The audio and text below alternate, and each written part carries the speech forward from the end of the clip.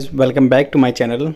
Same आज फिर हम एक द हिंदू न्यूज़पेपर से आर्टिकल लेके आए हैं जो कि आपके कम्पिटिटिव एग्ज़ाम के लिए बेनिफिशियल रहेगा। अगर आप इंग्लिश बोलना चाहते हैं तो उसके लिए भी बेनिफिशियल रहेगा। द हिंदू न्यूज़पेपर का एक आर्टिकल है और हम बात करते हैं आर्टिफिशियल इंटेलिजेंस के बारे में। आर्टिफिशियल इंटेलिजेंस का क्या रोल रहता है अपने इंडिया में और उसको रेगुलेट करने की ज़रूरत है, ये नीड करें, ज़रूरत है। ये जो इसके राइटर हैं इनका नाम है श्रीनाथ श्रीदेवन और सीनियर एडवोकेट हैं मद्रास हाई कोर्ट में। इन्होंने ये आर्टिकल लिखा। तो इनके पर्सपेक्टिव से जानते हैं, ये हमारे एग्ज़ाम के लिए भी, जैसे जो मेंस आंसर राइटिंग है उनके लिए बहुत बेनिफिशियल रहेगा। तो स्टार्ट करते हैं। इसमें क्या लिखा गया है ये मैंने सिंप्लीफाइंग फॉर्म करके लिख दिया है ताकि आपको अच्छे से समझ आ सके ये, और न्यूज़पेपर कैसे पढ़ा जाता है आपको पता चल सके। तो यहाँ पे बात कर रहा है राइटर कि देर इज़ ए नीड और the need for an Indian system to regulate AI artificial intelligence. Artificial intelligence क्या होता है कि जो एक नकली तरह आदमी की तरह काम करता है। आर्टिफिशियल नकली इंटेलिजेंस है, बुद्धिमत्ता है। और जैसे चैट जीपीटी वगैरह हैं तो इनको एलएलएम भी बोलते हैं, लैंग्वेज लर्निंग मॉड्यूल। एलएलएम बोलते हैं लैंग्वेज लर्निंग मॉड्यूल। तो लार्ज लैंग्वेज मॉड्यूल है, लार्ज लैंग्वेज मॉड्यूल है। तो AI is here to stay. AI possesses मतलब ये रखता है, ES लगा हुआ है वर्ब की फर्स्ट फॉर्म के साथ, ES लगा है। तो कैसे यूज़ होता है ये, ES लगा है तो वर्ब की फर्स्ट फॉर्म के साथ ये प्रेजेंट टेंस है, सिंपल प्रेजेंट टेंस, और प्रेजेंट इंडेफिनिट टेंस बोलते हैं इसको। AI पोजेस करता है capability to fundamentally change the way in which we work. जिस काम हम करते हैं वो रास्ता बदल देता है उसका काम करने का। AI can buy assimilation of data. Assimilation मतलब कॉन्ग्लोमरेशन, सब चीज़ों का इकट्ठा होना, एक असिमुलेशन ऑफ डाटा, इकट्ठा होना, एकत्रित होना, असिमुलेशन।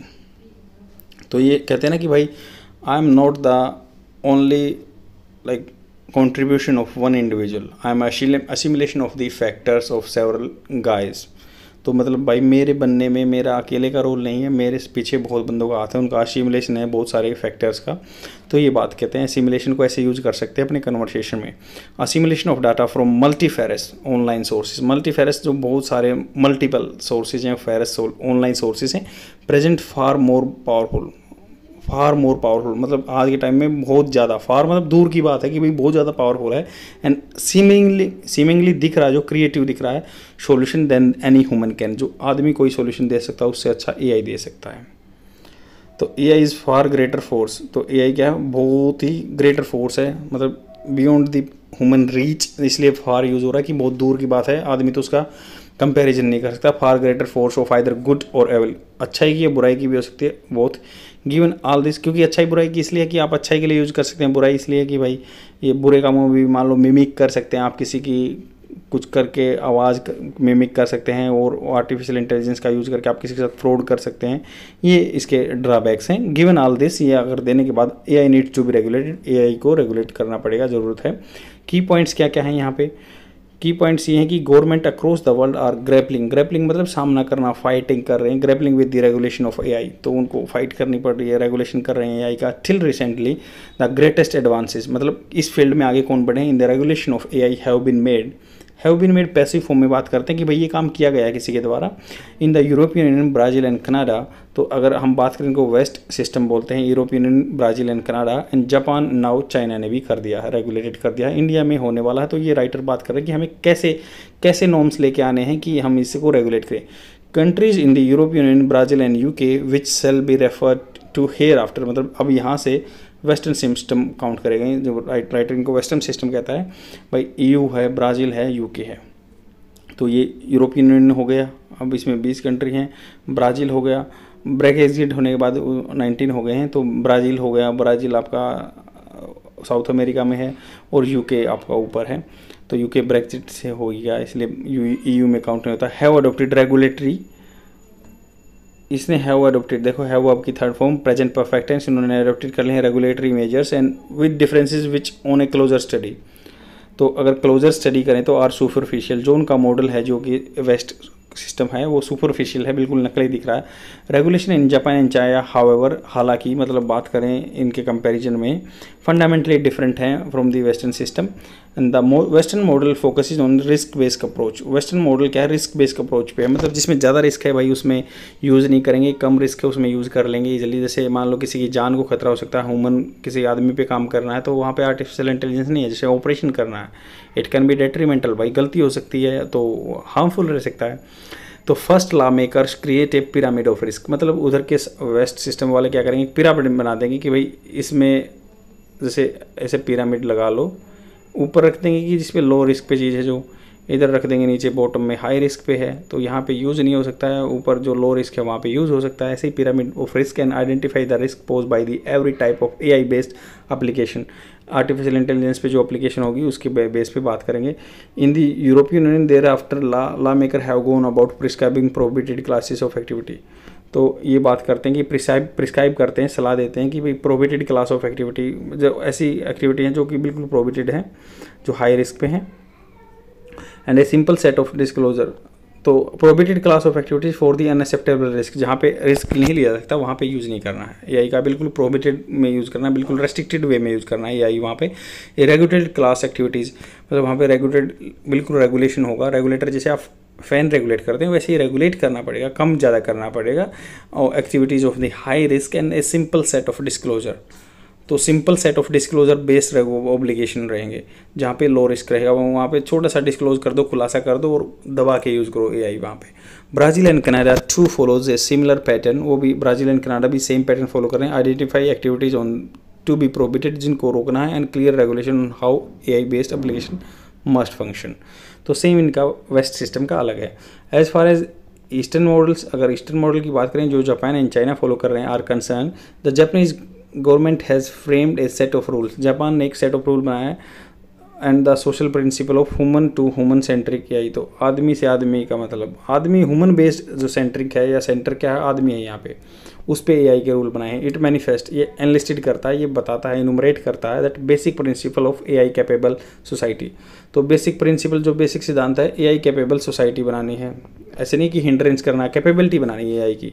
और सेंटर कौन रहेगा, ह्यूमन रहेगा कोई भी लॉ मेकिंग में। The first part contains several social principle, 7 social principle account होते हैं इसमें। And that society and the state must respect when dealing with AI, तो एआई के साथ डील करते हैं तो ऐसे से है। ह्यूमन सेंट्रिसिटी, आदमी सेंटर होना चाहिए कोई भी रूल बनाते टाइम, मतलब आदमी की एफिशिएंसी बढ़ रही है तो हाँ यूज़ कर लो, आदमी की जान को खतरा है तो मत यूज़ करो, ह्यूमन सेंट्रिक बात होगी। एजुकेशन के लिए यूज़ कर सकते हैं, लिटरेसी के लिए यूज़ कर सकते हैं, डाटा प्रोटेक्शन की बात होगी तो यहाँ भी यूज़ कर सकते हैं। इंश्योरिंग सेफ्टी भी देखेंगे, सेफ्टी इसमें है ही नहीं है। या फिर कंपटीशन भी, ऐसे नहीं है कि अनकम्पिटिटिव बना जाए, कोई एआई यूज़ करके बहुत आगे ग्रेविटेट कर दे अपने आप को बिजनेस में और दूसरा पीछे रह जाए, तो ऐसा भी नहीं है। और फेयरनेस भी रहनी चाहिए, accountability and transparency and innovation भी होना चाहिए।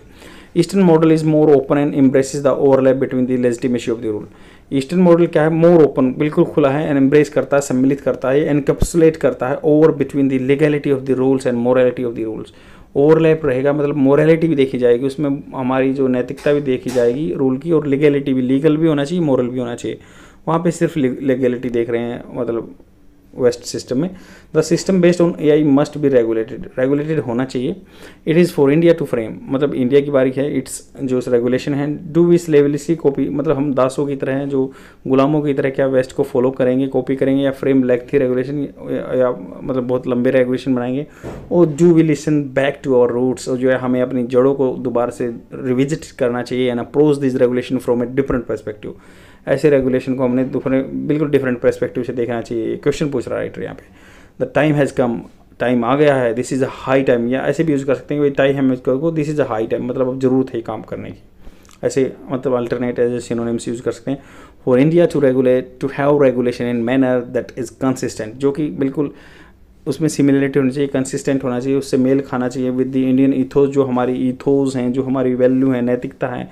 And by and for Indians, जो आदमियों के लिए रहेंगे और आदमियों के द्वारा काम किए जाएंगे। लेट अस होप दैट, अच्छा सोचते हैं, एआई रेगुलेशन इज डर better than the indication state, जैसे इंडिकेशन दिखाते हैं कि रेगुलेशन अच्छा करेंगे, India must look east, India को ईस्ट की तरफ देखना चाहिए, जो जापान एंड चाइना ने किया है, ऐसी रेगुलेशन लेके आनी चाहिए, राइटर सजेस्ट कर रहा है।